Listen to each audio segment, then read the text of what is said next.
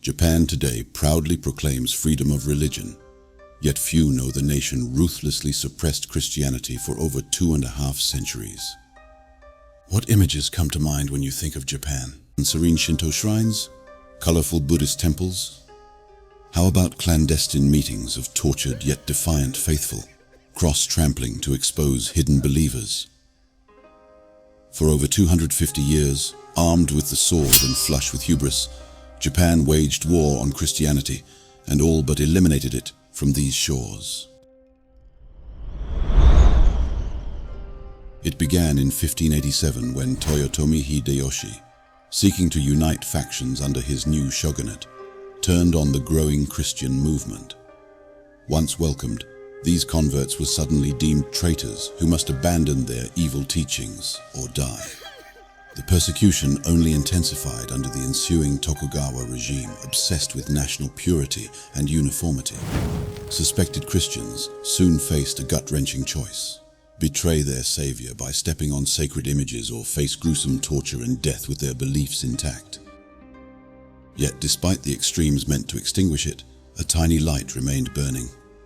As we will see through shocking and inspiring lost stories, the enduring faith of hidden Christians passing down their religion in secret kept hope alive through endless darkness. This is the riveting, largely unknown true tale of how Japan ruthlessly tried eliminating Christianity, and the unbelievable lengths taken by unrelenting believers to kindle the faint embers until religious freedom finally dawned just over 150 years ago. The brutal past of martial oppression gives way to an uncertain present, still grappling with underlying biases today. Their remarkable journey can inspire people of all faiths. This is Secrets of the Underground Christians. When European missionaries first landed on Japanese shores in 1549, bringing tales of a Messiah, some local lords welcomed the intriguing new faith. Seeking trade and technology, they allowed conversion efforts. Within decades, hundreds of thousands adopted the foreign credo now called Kirishitan. But not all greeted the growing religious movement warmly. As convert numbers swelled, rival Buddhists and nationalist factions looked upon Kirishitan's success with mounting unease. The ambitious warlord Hideyoshi in particular saw the refusal of missionaries to honor other beliefs as threatening his drive to unify control. In 1587, Hideyoshi issued the first decree banning further Christian expansion under pain of death. However, it was under the ensuing Tokugawa shogunate that the full ferocity descended. After a popular Kirishitan-led revolt in 1637, the government unleashed an era of unprecedented martial law against their faith. A 1639 edict equated the creed with treason, saying Japan is the land of kami and the center of Buddhism. This evil sect is strictly prohibited for generations eternal. Anyone who has had anything to do with this evil cult should swiftly recant and repent. Suspected followers soon faced a gut-wrenching choice: renounce their savior by stepping on his image or face torture, and death proudly clinging to their convictions.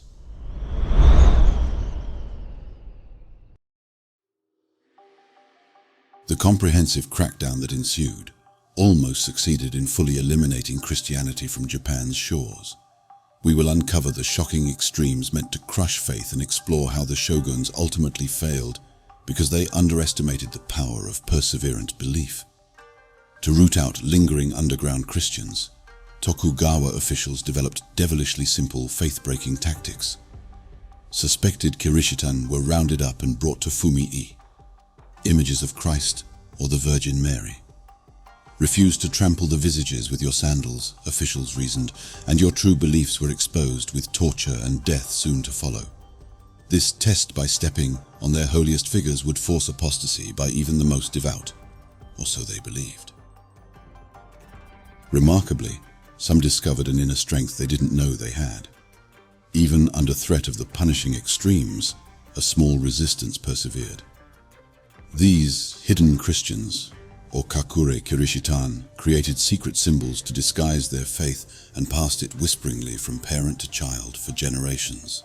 Fathers prepared sons for the inevitable day authorities would order them to step or die for the truth. Mothers taught daughters to swallow small crosses to hide physical manifestations of their conviction literally inside their bodies.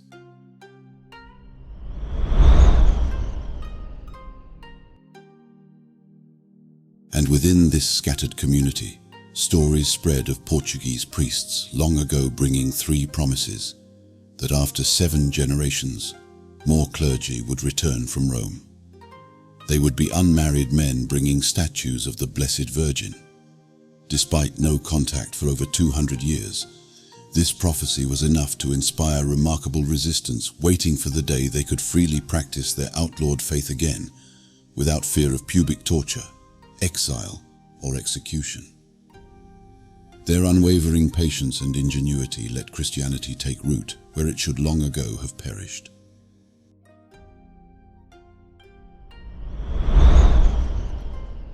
For all their attempts to expose Kakure Kirishitan through inventive faith-breaking tactics, Tokugawa authorities grew frustrated that some continued secretly practicing no matter what. This emboldened them to sanction shocking new punishments for those that refused to abandon their convictions even when faced with public fumi-e. Suspected Christians now faced unbelievable brutality, roasted slowly over pits, doused in boiling waters, hung upside down in fetid holes. Officials got creative in extremities designed not just to punish, but to extract desired admissions of faith renunciation. The most defiant survivors had ears hacked off, noses or limbs amputated before exile or execution. Such torture was meant to strike bone-chilling fear in any still clinging to their Western God. Even children weren't spared such excess in this government-sponsored reign of religious terror. Some as young as 5 had small toe and fingernails slowly removed as priests looked on, insisting the youths recant. They did anything possible to make continued Kirishitan conviction seem worse than death. And yet a committed colonel continued hiding their outlawed beliefs for generation after generation. It would take intense foreign pressure to finally lift the ban on Christianity after over 250 years. But even the Meiji Restoration leaders were hesitant to fully embrace the returning outside faith.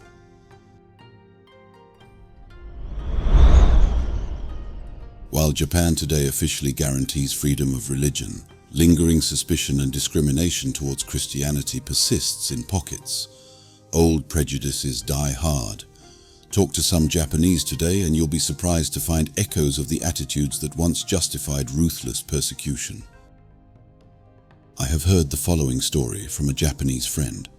Shortly after defending my PhD dissertation, my laboratory manager instructed me to cease any Christian practice in the lab because it could be disruptive. This top professor at a national university saw no issue openly equating my firmly held beliefs with workplace troublemaking.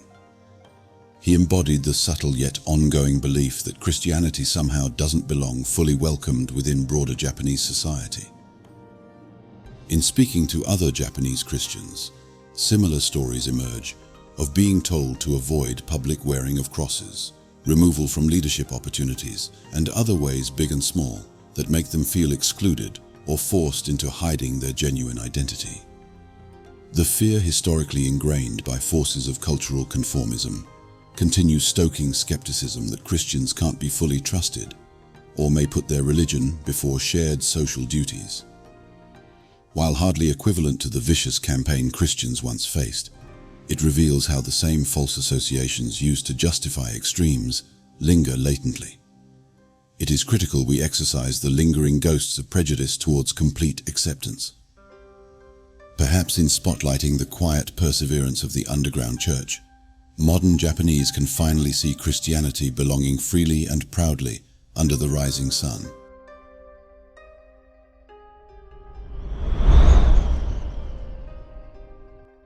While Japan today proudly proclaims freedom of religion in principle, we've seen lingering bias continue limiting Christianity in practice. Unlike America's history boasting religious pluralism, conformist pressure to secular homogeneity persists here. Christianity is tolerated yet still made to feel unwanted by those clinging to dated historical prejudice. We must applaud the remarkable courage of Kakure Kirishitans and modern faithful keeping their flame lit, despite cultural hostility. Let the past persecution underscore that no belief system is immune from society's fear of the misunderstood other. Even as the US charts division along political and social identities, the Japanese campaign against Christianity and its etched scars should remind us of the dangers in tribal overreaction. Yet as more followers live openly and rejections fade with time, there is hope these stories spotlighting unrelenting conviction can inspire reform.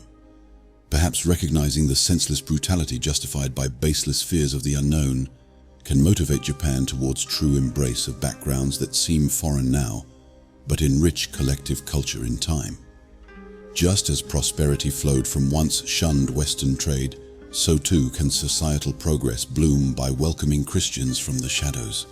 The years have proven that vibrant pluralism emerges not by crushing dissent, but courageously questioning historic customs in the name of inclusion. If such resistance can survive sustained attack, can't we find room to make compatriots of former outcasts? The opportunity exists to leap ahead by reflecting on painful missteps made global pioneers in persecution. All deserve to practice sacred beliefs proudly without inhibition or injury. Unfettered faith indeed can yet thrive boundless under the rising sun.